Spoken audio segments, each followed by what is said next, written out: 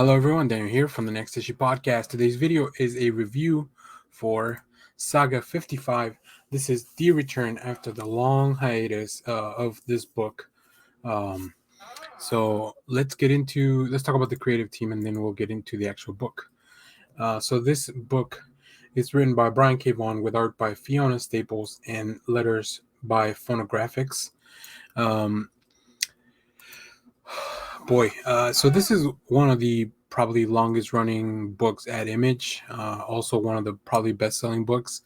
I've been reading Saga not since it came out, but a few years ago I got a lot of hype, and people were just really raving about it. So I finally checked it out. And when I say a few years, I really mean quite a few years ago. I think there was only like maybe one or two trades out by the time I started on it. So I've been reading it uh, on a collected basis ever since. But since we've had such a long hiatus, I wanted to do a review for this issue as we get back. Now, I won't really go too much into the story. Just know that this is a story about war and family, and it's an intergalactic, like this, just really cool, epic tale of this little girl Hazel that we meet, who's our narrator. And as we go through her life, and we kind of pick up here after a really big thing that happened to her. So like I said, I won't do a full recap. I just kind of want to let you guys in here, but I will read the solicit just so you know exactly a little bit what's happening.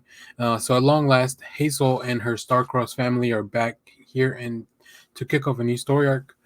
So where have they been? And all that we will find out in the next issue.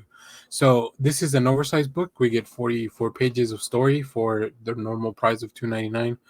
Um, so that's actually pretty cool that we get to see an oversized story to come back.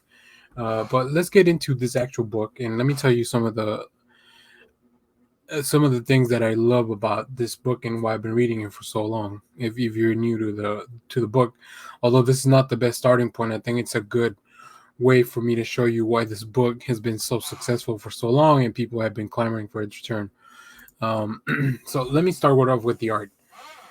Fiona Staples has been doing just incredible things for years now, as far as designing characters, designing worlds, like, but also making it seem very familiar. Here we see Hazel, and all the little narration you see here. I really kind of love that. The narration doesn't feel it's not a narration bubbles. It's just kind of like scribbled throughout the panels, which helps along with the pacing, helps along with the reading order. So here we see Hazel being chased down. But then this book very quickly reminds you that it is a book about war. So it's about a civil war between, citizens of this planet and the moon. Um, and if you were not aware, Hazel's parents, one of them is from the moon, one of them is from this planet. So the fact that they even had a child is not something that's looked, it's frowned upon in this society, a crime even. But we very quickly get reminded that this is a war story as well. We see some soldiers, we see a citizen from the moon, and they detonate themselves. There is magic in this world, so as you can see here, Hazel is using a shield. So yeah, I really love the character design, the action, the coloring of all this stuff. Everything feels it's very familiar because it's things that we know in our world, but it's also like extraterrestrial because it's things that we've never really seen, right?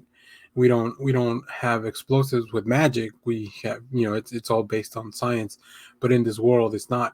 Also, they use the language of Esperanto, or the blue language, as you can see in the word bubbles. It'll be in blue. They don't really translate that, so they leave that up to the reader to just kind of interpret what's going on, or you can actually go check it out. That you can actually go try to translate it, like with Google Translate or whatever the case may be. So I really enjoy that. Um, and then we get every once in a while we'll get a page like this that just kind of takes my breath away. And here you can see that Hazel has both the horns from the Moonies, as they call them, and then the wings. So obviously she has to hide both of those attributes to be able to kind of be out and about. Um, so that's on Hazel's side. That's kind of what we see. And like I said, I won't go into many spoilers because I know a lot of people want to read this on their own. We do have a new character introduced. I love the design with the flip flops and the just like really casual look. I don't know. It's really incredible. Like I said, Fiona Staples' character design.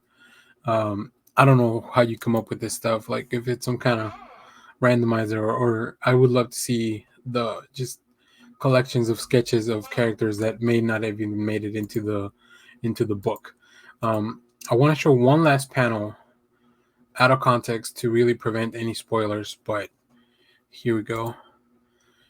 And it's just stuff like this that you're rewarded with every once, like every few pages you'll have just a beautiful shot, a beautiful large panel, or a a splash page or a double page of just like this really sick cool art. Like it doesn't even,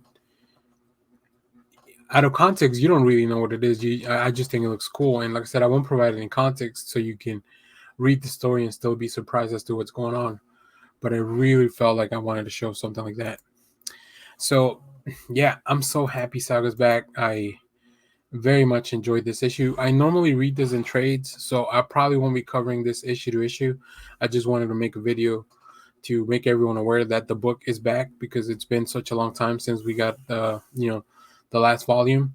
I would definitely recommend you go back and just start this from the beginning. I feel like Saga is something that anybody can read.